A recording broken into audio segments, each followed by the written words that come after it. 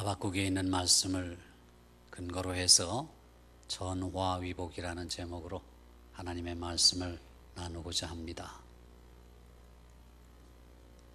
신혼 부부가 있었는데 결혼 첫날부터 두 사람이 약속을 합니다. 성경을 같이 시간을 내서 읽기로 약속을 했습니다. 성경을 읽고 나서는 부부가 두 손을 꼭 잡고 같이 기도하기로 그렇게 약속을 했습니다. 그렇게 결혼한 지 1년이 지나서 신혼부부는 참 놀랍게도 성경 전체를 완독하게 되었습니다. 그렇게 하려면 하루에 석 장씩 또 주일날에는 5장씩 그렇게 읽어야 신구약 성경을 1년에 한 번 읽게 되는 것입니다. 그 부부는 참 복된 부부죠. 그렇게 시간을 내서 성경을 같이 1년 동안에 완독을 했으니까요. 그래서 그것을 간증하니까 그 교회 목사님이 신혼부부를 불러서 그렇게 1년 동안 성경을 완독했는데 가장 기억에 남는 말씀이 무엇이냐고 물어보았습니다. 그랬더니 그 신혼부부가 이구동성으로, 입은 두 개지만 목소리는 하나로 그렇게 예 목사님, 우리 부부가 가장 은혜 받은 말씀은 하박국 3장 17절부터 19절 말씀입니다. 이렇게 고백을 하는 것이었습니다. 그러면서 두 부부는 목사님 앞에서 오늘의 본문 말씀을 술술 외웠습니다. 그 말씀이 오늘의 본문입니다. 비록 무화과 나무가 무성하지 못하며 포도나무에 열매가 없으며 감람나무에 소출이 없으며 밭에 먹을 것이 없으며 우리의 양이 없으며 외양간에 소가 없을지라도 나는 여호와로 말미암아 즐거워하며 나의 구원의 하나님으로 말미암아 기뻐하리로다. 주 여호와는 나의 힘이시라. 나의 발을 사슴과 같게 하사 나를 나의 높은 곳으로 다니게 하시리로다. 여기까지 암송을 한 것입니다.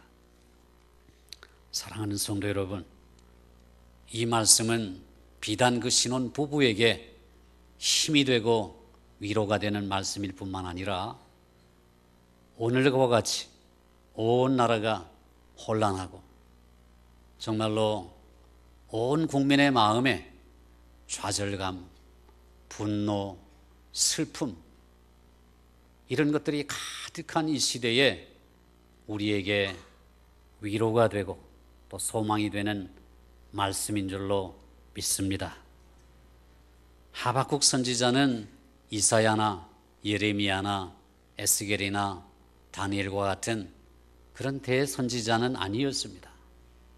12명의 소선지자 중에 한 사람이었습니다.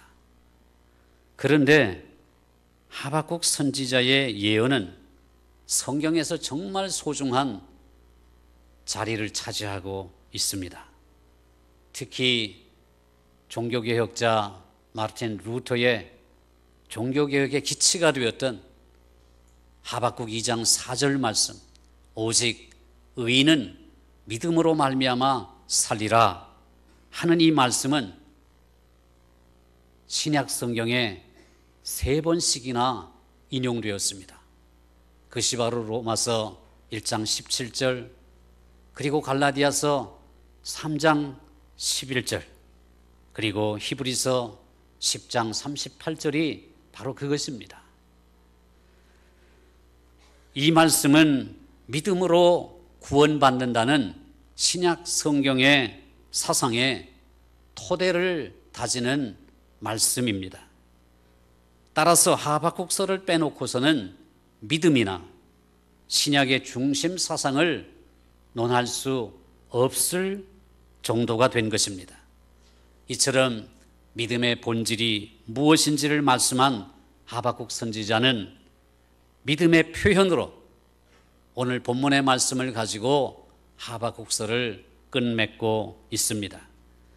오늘 본문인 하박국 3장 17절부터 19절 마지막 3절 말씀은 성경에 나오는 유수한 신앙 고백 문학의 절정을 이루는 말씀입니다.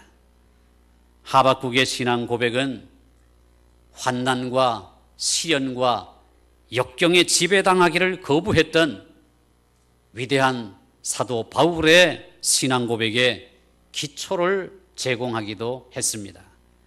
고린도후서 4장 8절 이하에서 사도 바울은 자신의 신앙 고백을 이렇게 하고 있습니다. 우리가 사방으로 우겨쌈을 당하여도 쌓이지 아니하며 답답한 일을 당하여도 낙심하지 아니하며 박해를 받아도 버림받지 아니하며 거꾸로 뜨림을 당하여도 망하지 아니하고 우리가 항상 예수의 죽음을 몸에 짊어짐은 예수의 생명이 또한 우리 몸에 나타나게 하려 함이라 이렇게 말씀했습니다.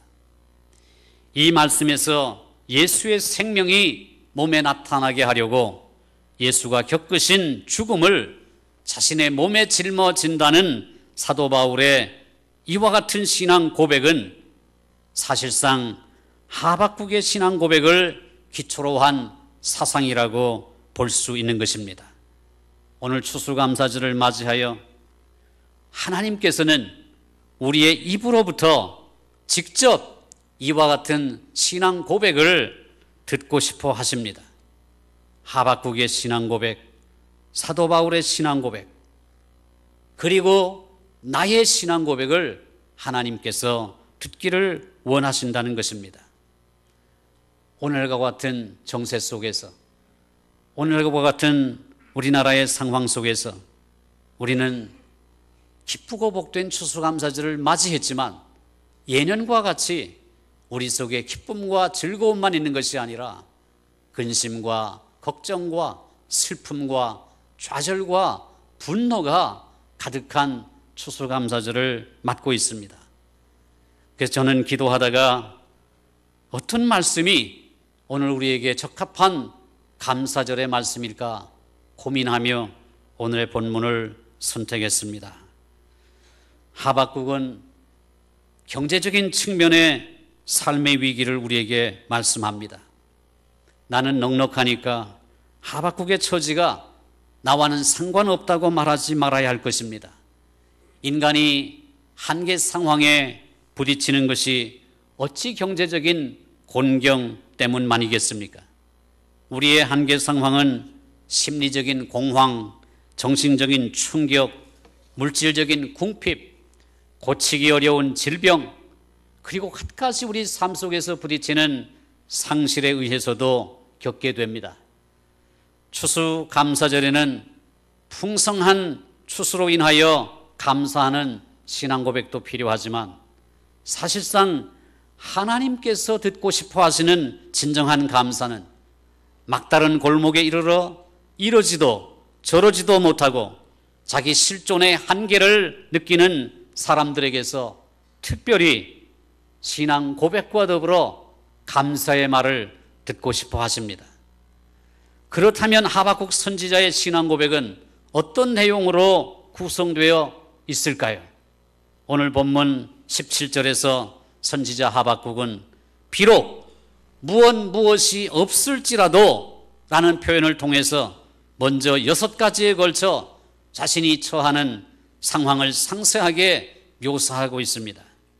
하박국은 6가지 재앙이 잇따라 오는 완전한 파산에 대하여 우리에게 말씀해 주고 있습니다. 첫째로 무화과 나무가 무성하지 못했습니다. 히브리 원어의 뜻은 무성하지 못했다는 정도가 아니라 싹이 트지도 않았다는 말입니다. 무화과 나무가 왜 싹이 트지 못합니까? 죽어가고 있었기 때문입니다. 원래 무화과는 월동 후에 여름이 시작될 때 나는 것을 여름 과일 하과라고 하고, 해를 넘기기 전에 가을에 거두는 것을 가을 과일인 추과라고 하는데, 하과든 추과든 싹도 트지 않는데 열매야 말해 무엇하겠습니까? 그뿐만이 아닙니다. 무화과 나무에 열매가 없으니 포도나무를 봅니다. 그러나 포도나무에도 열매가 없었습니다. 포도나무에는 포도송이가 주렁주렁 달려 있어야 하는데 빈 덩굴만 길게 뻗어나가 있습니다. 포도는 주로 8월 말부터 9월과 10월에 걸쳐 수확하는 과일입니다.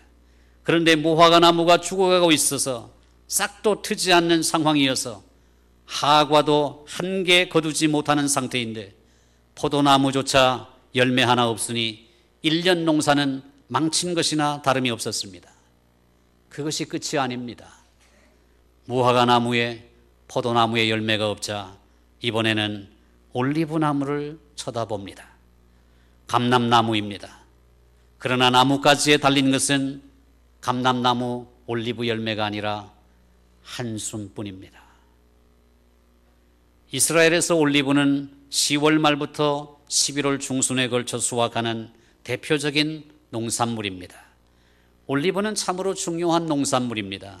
열매도 먹고 기름도 짜서 먹고 그 기름을 등잔불에 불을 붙이는 데 사용하기도 했습니다. 팔레스틴 지역의 대표적인 농산물인 무화과, 포도, 올리브 농사는 완전히 망친 것입니다. 8월부터 11월까지 한참 수확해야 할 시기에 아무것도 거둘 것이 없었습니다. 이쯤 되면 완전한 재앙 아니겠습니까? 나무에서 아무것도 수확하지 못하자 하박국은 밭에 나가 보았습니다. 그러나 상황은 더욱더 참담했습니다. 넷째로 밭에 먹을 것이 없었습니다. 보리농사, 밀농사도 망쳤다는 것입니다. 그것뿐만 아니라 밭에서 나는 모든 채소도 거둘 것이 아무것도 없었습니다. 씨 뿌리기, 김매기에서 흘린 땀은 추수 때의 보상을 받습니다. 그 해에는 수확의 땀, 보람의 땀을 흘릴 기회도 얻지 못했습니다. 나무에도 밭에도 아무것도 없었기 때문입니다. 헛농사를 짓고 말았습니다. 헛고생을 하고 말았습니다. 아마도 메뚜기 때가 지나갔을지도 모릅니다. 천수답이어서 하늘에서 내리는 빗물만 의지하다가 가뭄으로 타버리고 말라 죽었을지도 모릅니다. 그것이 인재이든 천재이든 나무에도 논밭에도 소출이 아무것도 없었습니다. 대재앙입니다. 이젠 기나긴 겨울을 나는 문제와 다음에 뿌릴 씨앗을 구하는 문제가 심각해졌습니다. 풀뿌리, 나무 껍질, 촉은 목피, 이것으로 허기진 배를 채워야만 했습니다. 그러자 이제는 눈을 돌려 양의 우리를 쳐다봅니다. 5번째입니다. 농업과 목축업이 생업인 환경에 우리를 바라보니 양 한 마리도 없습니다. 그 상황이 얼마나 심각한 것인지 알 수 있습니다. 빌린 돈을 갚지 못해 양들이 압류를 당한 것인지, 요즘 조류독감, AI와 같은 가축 전염병이 돌았는지, 적이 침입하여 양떼를 강탈해 갔는지 구체적인 사정은 알 길이 없으나 양 우리에 가득해야 할 양떼가 한 마리도 없었습니다. 양고기를 먹을 수도, 양털로 옷을 해 입을 수도, 심지어 하나님께 제사 드릴 희생 제물도 없었습니다. 양고기, 양젓, 양털은 비교적 큰 돈이 오갈 수 있는 자산이었지만 그 모든 수입의 원천이 완전히 끊어져 버린 것입니다. 뿐만 아닙니다. 마지막 6째로 외양간을 쳐다봅니다. 그러나 외양간에 소가 한 마리도 보이지 않습니다. 성전 제사에 쓰이는 제물도 없습니다. 특별한 잔치에 쓸 살진 송아지도 없습니다. 밭을 갈아줄 소도 없습니다. 짐을 날라줄 소도 없습니다. 우유와 버터와 치즈를 공급해줄 소도 없습니다. 소는 농경사회에서 재산 목록 1호입니다. 그래서 십계명을 보면 내 이웃의 소나 나귀를 탐내지 말라고 말한 것입니다. 이렇게 집에 없어서는 안 될 생계의 대들보인 마지막 남은 소 한 마리조차 없어졌습니다. 이쯤 되면 완전한 절망입니다. 희망이 없습니다. 이 6가지 요소들은 서로 어울려서 우리를 막다른 데까지 몰아가다가 벽에 부딪히게 만듭니다. 이 6가지 재앙들은 따로따로 왔다가 따로따로 가버리는 외딴 재앙들이 아닙니다. 이 재앙들은 연거푸 사슬을 이루며 닥칩니다. 거기에 적합한 사자성어들이 있습니다. 설상가상입니다. 눈 위에 서리까지 내립니다. 병상천병입니다. 병에 걸렸는데 또 다른 병이 닥칩니다. 전호후랑이란 말이 있습니다. 앞에는 호랑이가 있는데 뒤를 돌아보니 이리가 따라옵니다. 복무쌍지 화불단행이란 말이 있습니다. 복이라고 하는 것은 쌍으로 오지 않고 재앙은 홀로 오지 않는다는 말입니다.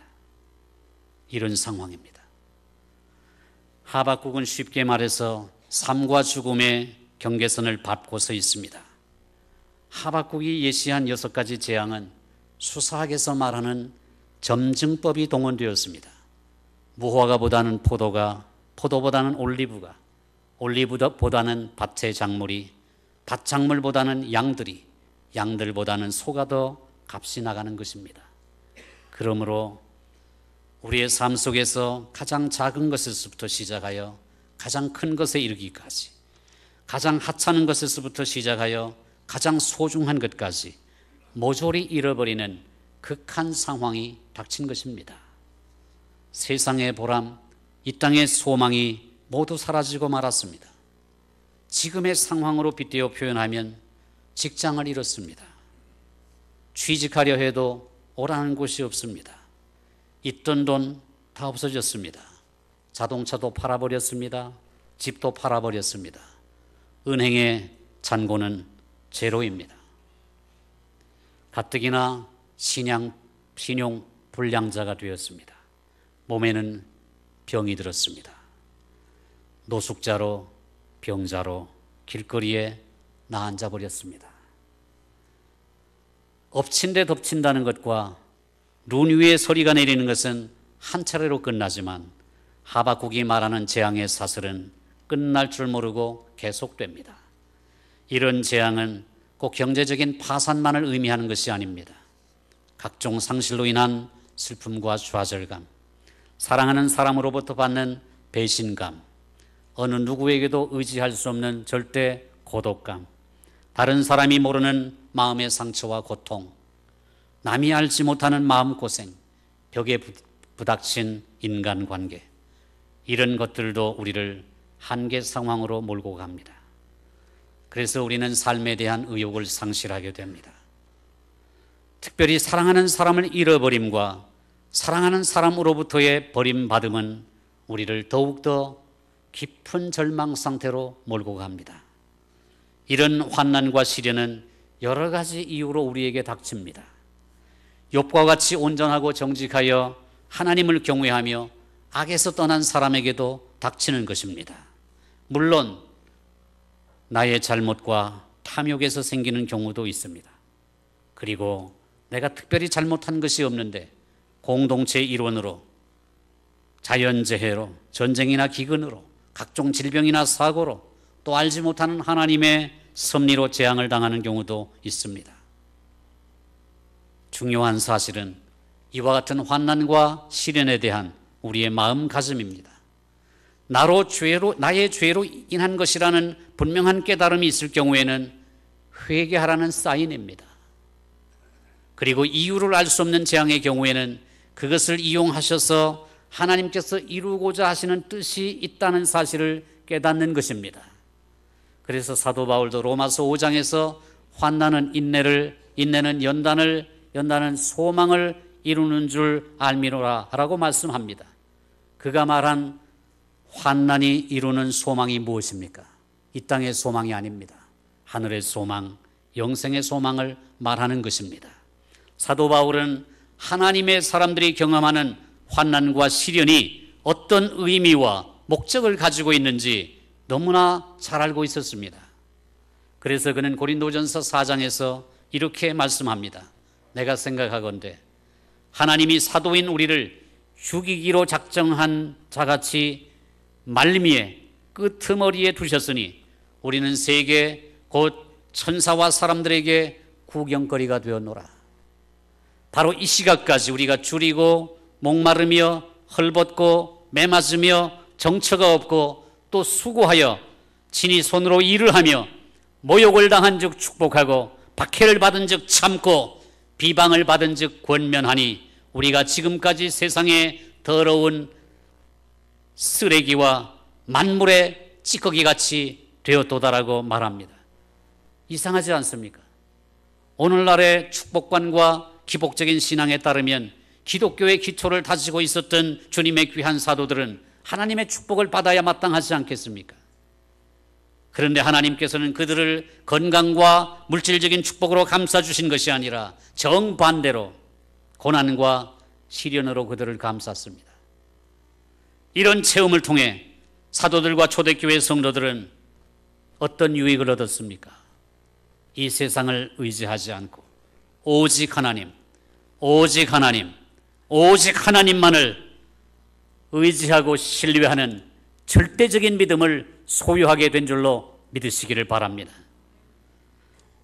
이런 체험을 통해 사도들과 초대교회 성도들은 하나님과 바른 관계를 맺고 오직 하나님과만 뗄래야 뗄 수 없는 깊은 교제 속으로 들어갈 수 있었던 것입니다.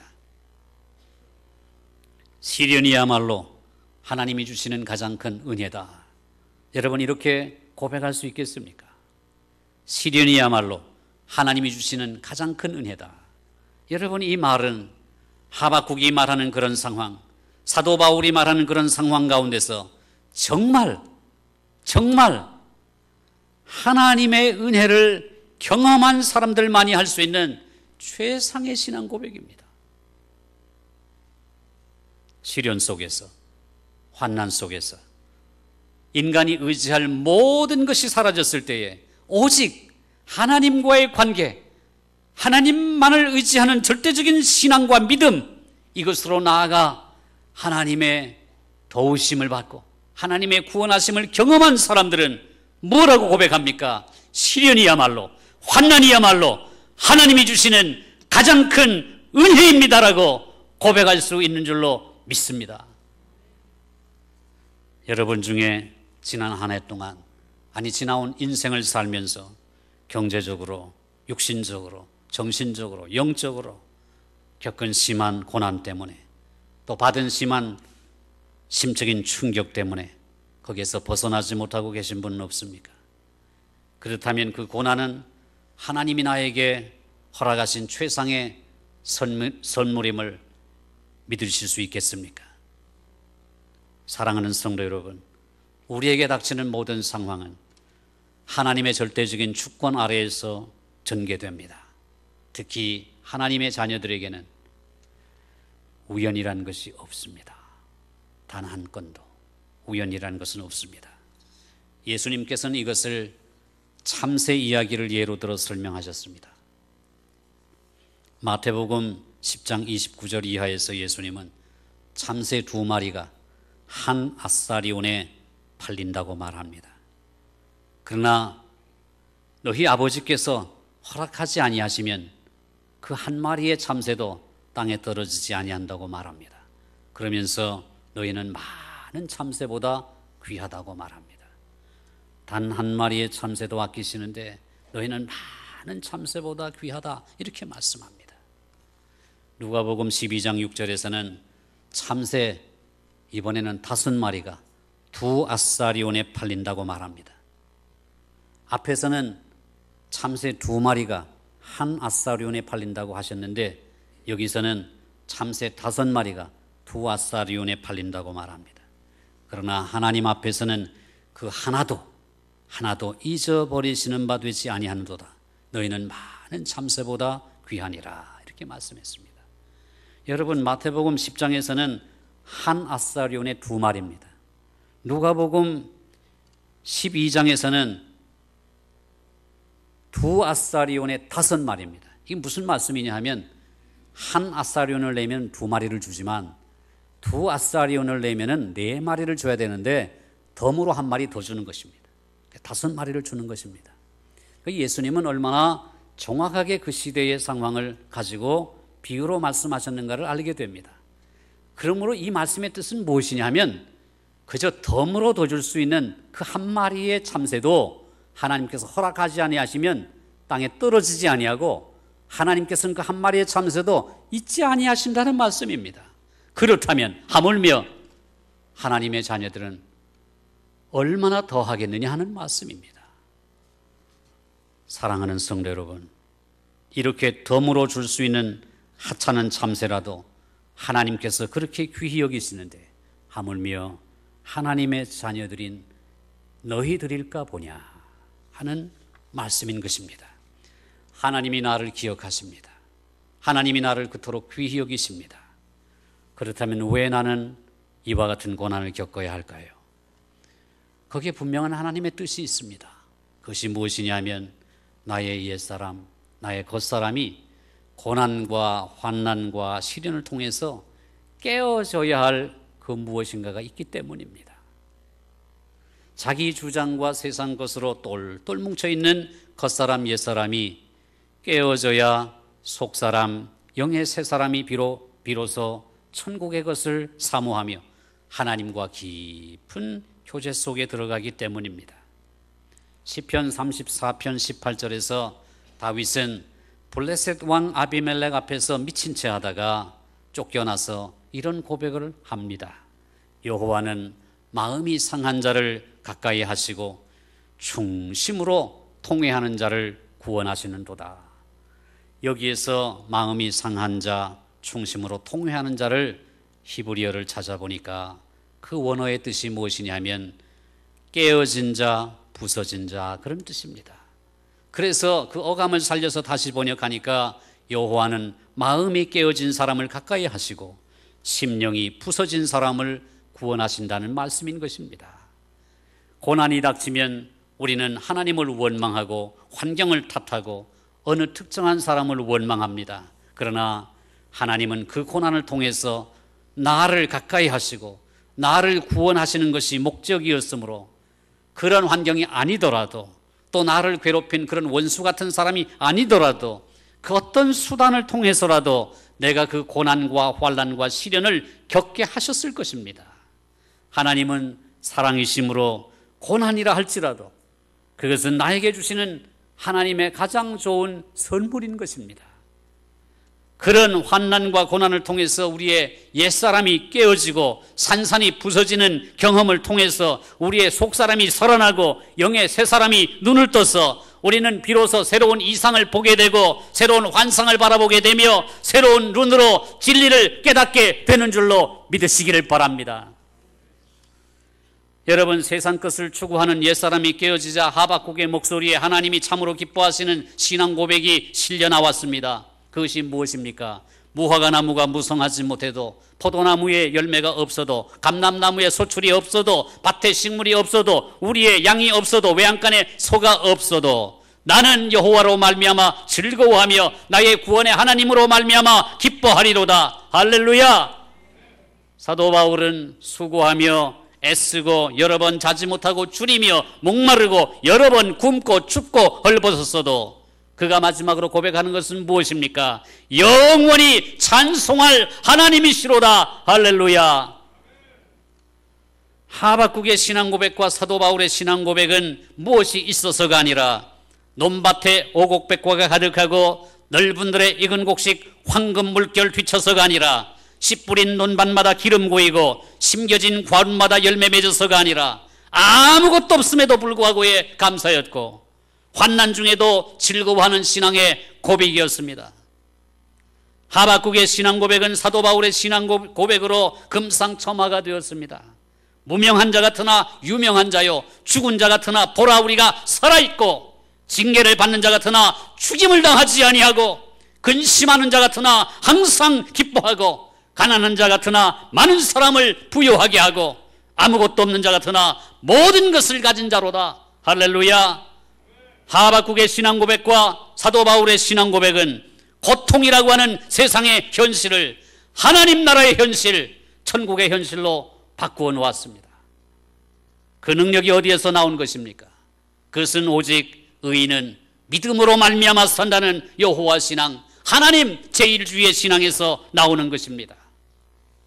이 신앙 고백과 함께 하박국 선지자는 이렇게 고백합니다. 주 여호와는 나의 힘이시라. 나의 발을 사슴과 같게 하사 나를 나의 높은 곳으로 다니게 하시리로다.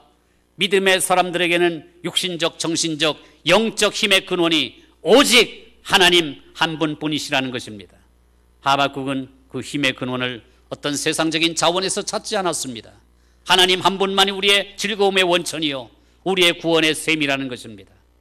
하박국 선지자는 죄인인 우리가 의롭게 되어 하나님의 자녀가 되고 천국의 삶을 누리게 되는 것은 세상적인 어떤 조건에서 나오는 것이 아니라 오직 믿음으로 말미암다는 사실을 선포한 것입니다. 하박국의 고백대로 나의 힘이 되신 하나님께서는 나의 낙심한 발을, 좌절한 발을, 수렁에 빠져있는 발을 사슴과 같이 하사 나를 나의 높은 곳으로 다니게 하시는 전능하신 하나님이심을 믿으시기를 바랍니다. 선지자 미가는 미가서 1장 3절에서 이렇게 말씀합니다. 여호와께서 그의 처소에서 나오시고 강림하사 땅의 높은 곳을 밟으실 것임이라.